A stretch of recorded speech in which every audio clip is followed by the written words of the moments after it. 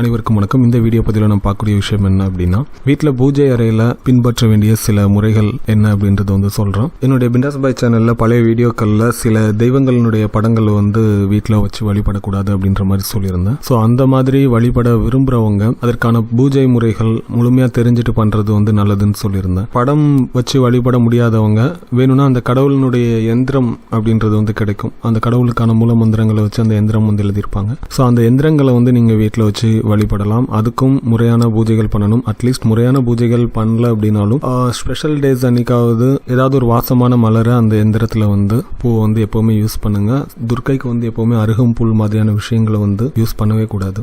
அதே மாதிரி பைரவருக்கு அரளிப்பூ வச்சு தான் நீங்கள் பூஜைகள் பண்ணணும். பைரவரை நீங்கள் ராகு காலத்தில் வணங்குனீங்க அப்படின்னா நிறைய பவர்ஸ் கிடைக்கும். குறிப்பாக ஞாயிற்றுக்கிழமை ராகு காலத்தில் பைரவரை வழிபடுறதுக்குன்னு சில முறைகள் இருக்குது. ஸோ அந்த முறைகளை நீங்கள் ஃபாலோ பண்ணி பைரவரை வழிபட்டீங்க அப்படின்னா பைரவரனுடைய அந்த எனர்ஜியை ரொம்ப ஈஸியாக ஃபீல் பண்ண முடியும். பைரவரை வழிபடுறதுக்கு எப்போவுமே அரளிப்பூ மட்டும்தான் யூஸ் பண்ணணும்.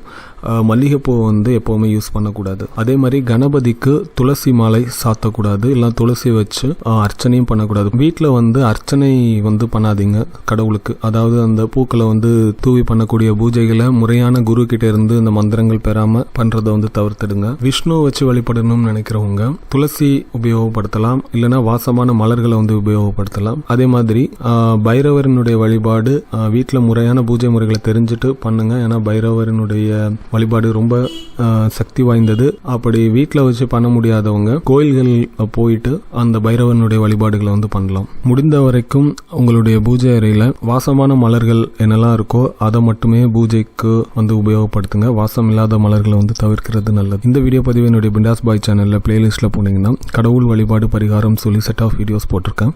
அதில் நான் இதை அப்லோட் பண்ணியிருக்கேன். நெக்ஸ்ட் டைம் இந்த வீடியோ பார்க்குறாங்க நீங்கள் அதில் பார்த்துக்கலாம். நன்றி.